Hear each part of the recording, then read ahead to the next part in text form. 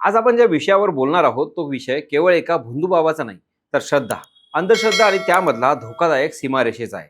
जेव्हा एखादा माणूस स्वतःला देवाचा अवतार म्हणून घेतो, लोकांच्या दुःखावर उपाय असल्याचा दावा करतो आणि त्याच विश्वासाचा वापर करून महिलांचं शोषण, पैशांची उधळपट्टी आणि स्वतःचं साम्राज्य उभं करतो, तेव्हा हा केवळ एका व्यक्तीचा गुन्हा राहत नाही, तर संपूर्ण समाजासाठी धोक्याची घंटा ठरतो.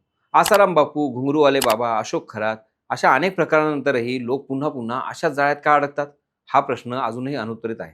ही साखळी प्रकरणं समोर असताना बाळूमामाचा अवतार म्हणून घेणाऱ्या मनोहर मामाची काळी कृत्य समोर आली आणि पुन्हा एकदा महाराष्ट्राला धक्का बसला. याच बाळूमामाचा अवतार असल्याचा दावा करणाऱ्या मनोहर मामा भोसलेचं नेमकं बिंग कसं फुटलं? आज या संपूर्ण प्रकरणाचा मागोवा आपण घेणार आहोत. नमस्कार, मी स्वप्नील आणि आपण पाहतात त्याचं काय महाराष्ट्र.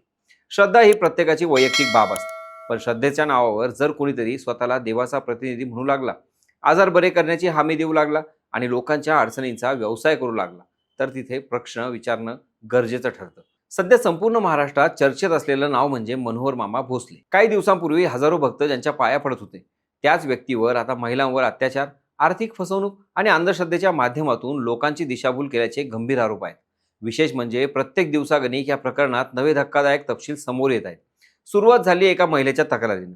किडनीचा आजार बरा करून देण्याचं आमिष दाखवत तिच्यावर अत्याचार करण्यात आल्याचा आरोप करण्यात आला. पोलीस तपास सुरू झाला आणि त्यानंतर जणू एका मागोमाग एक असे थर उलगडत गेले. या महिलेचा आरोप असा आहे की आधी तिच्याकडून पूजेच्या नावाखाली लाखो रुपये घेतले गेले. नंतर अमावस्येच्या मध्यरात्री शुद्धीकरण आणि होम हवनच्या नावाखाली तिला आश्रमात थांबवण्यात आलं. तिला पाणी पाजल्यानंतर ती बेशुद्ध पडली आणि शुद्धीवर आल्यावर तिच्यावर अत्याचार झाल्याचा आरोप तिने केला. एवढंच नाही तर माझ्याशी शारीरिक संबंध ठेवले तरच तुमच्या नातेवाईकांचा आजार बरा होईल, असं सांगून तिची मानसिक फसवणूक करण्यात आल्याचाही आरोप आहे. हे आरोप सिद्ध होणं न्यायालयीन प्रक्रियेत ठरेल. पण या तक्रारीनंतर संपूर्ण तपासाची दिशा बदलली. तपास जसजसा पुढे गेला तसतसं पोलिसांसमोर आणखी धक्कादायक चित्र उभं राहिलं. आतापर्यंत 2 ते 2.5 कोटी रुपयांपर्यंत भाविकांची फसवणूक झाल्याचा प्राथमिक अंदाज व्यक्त करण्यात आला आहे. सोलापूर जिल्ह्यातील करमाळा तालुक्यात घोटी येथे या बाबाने उभारलेला त्याचा आश्रम आता पोलिसांनी सील केला आहे.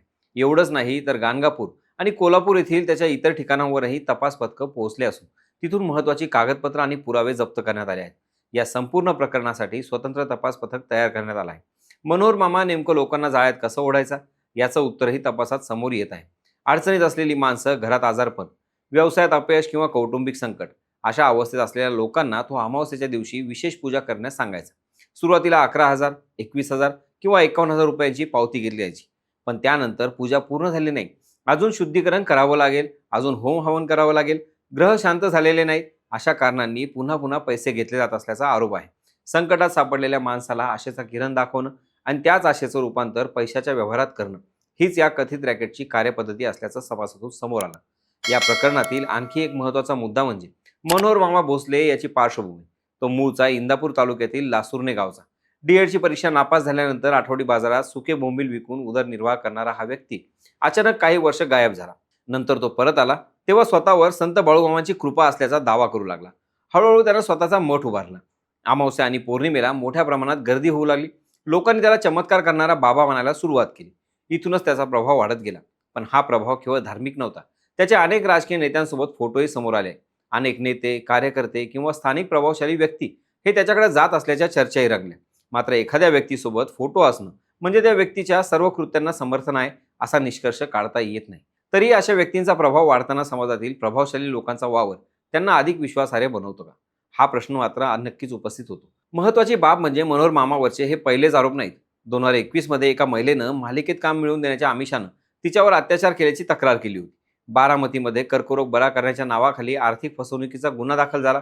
दौंडमध्ये मणक्याचा आजार बरा करण्याचं आश्वासन देऊन पैसे घेतल्याचा आरोप झाला. त्या आधीचे गुन्हे असूनही तो जामिनावर बाहेर आला आणि पुन्हा त्याच प्रकारे आपलं जाळं विणत राहिला.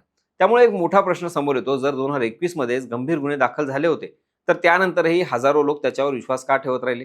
या प्रश्नाचं उत्तर समाजशास्त्रात आहे.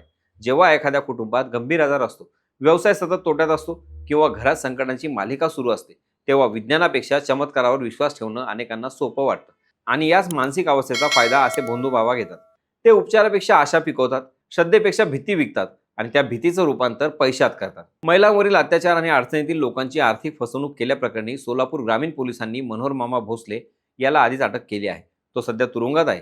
परंतु 2 दिवसांपूर्वी एका 35 वर्षीय महिलेने किडनीचा आजार बरा करण्याच्या बहाण्याने बलात्कार केल्याची तसेच तब्बल 9 लाख रुपयांची आर्थिक फसवणूक केल्याची फिर्याद दिली होती.